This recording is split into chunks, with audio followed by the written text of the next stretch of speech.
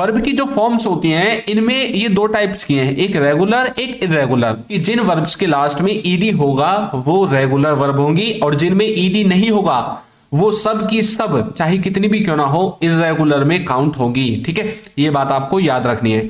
तो यहां से आपका एक छोटा सा जो कॉन्सेप्ट वो क्लियर हुआ। टाइप्स ऑफ वर्ब, जो हमारी वर्ब्स होती हैं वो दो टाइप्स की हैं, रेगुलर और इरेगुलर। अब चलिए आगे अपने कॉन्सेप्ट को बनाते हैं और समझते हैं कि ईडी कैसे लगाना है ना।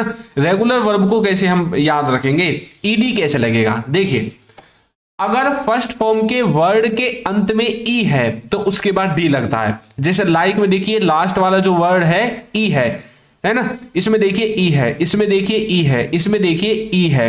तो ये जितनी भी आपकी वर्ब हैं इन सब में आपका क्या लगेगा, लास्ट में डी लगेगा, है ना। कई बार ऐसा होगा ना कि ई भी नहीं आए तो सर कैसे पता चलेगा, देखिए उसके लिए भी है। अगर वर्ब की फर्स्ट फॉर्म के अंत में वाई है, जैसे ट्राई, क्राई, स्टडी, कैरी, है ना, तो इन सब में देखिए लास्ट में क्या है, वाई है ना।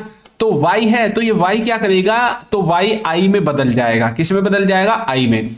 अब टी आर वाई की जगह बन जाएगा T R I, C R I, S T U D I, C A double R I. Y की जगह आई लग जाएगा और फिर ईडी लगा देंगे। अब try, tried, tried, cry, cried, cried, study, studied, studied, carry, carried, carried. ठीक है, अब हमारा जो तीसरा रूल है वो क्या कहता है, वो ये कहता है कि अभी तक हमने ये पढ़ा था अगर वर्ब की फर्स्ट फॉर्म में वाई है लास्ट में तो वाई का आई हो जाता है, उसके बाद ईडी लगाते हैं। ये अब तक हमने पढ़ा था पीछे, है ना, सेकंड रूल में। लेकिन अब क्या होगा, कई बार ऐसा हो जाता है ये वाई तो पीछे आ गया, अब सब में वाई का आई नहीं बनेगा, वरना प्लेड प्लेड बन जाता है इसका, तो है ना। अब ये कैसे देखा जाएगा, यदि वाई है और वाई से पहला जो वर्ड है वो यदि एक वोवल है, वोवल मतलब ये लिखा हुआ आई ई, मतलब ए ई आई ओ यू, ये सब आपके वोवल के अंदर आते हैं। ठीक है, वोवल और कॉन्सोनेंट आपने सुने होंगे, वोवल में 5 वर्ड आते हैं और जो कॉन्सोनेंट होते हैं वो इनके अलावा बच जाते हैं, वो कॉन्सोनेंट में काउंट होते हैं, है ना, ये तो आप जानते हैं।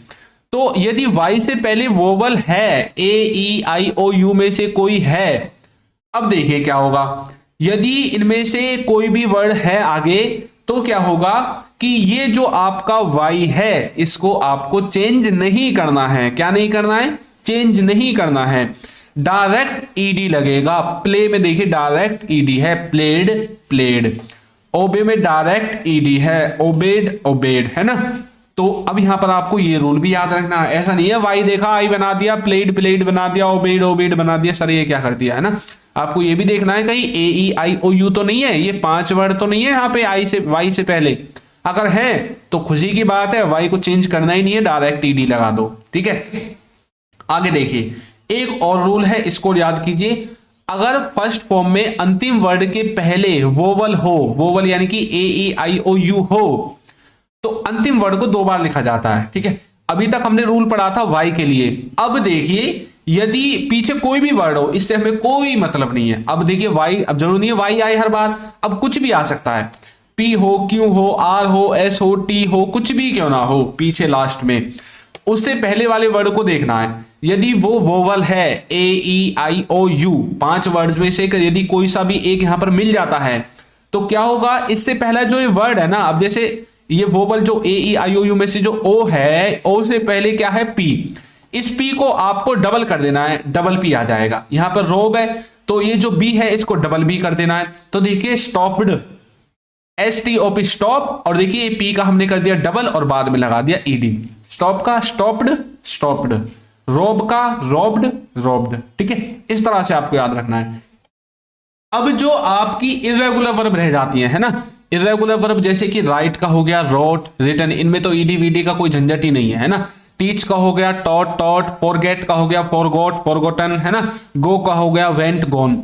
ये जो होती हैं इनको तो भैया आपको याद करना ही पड़ेगा।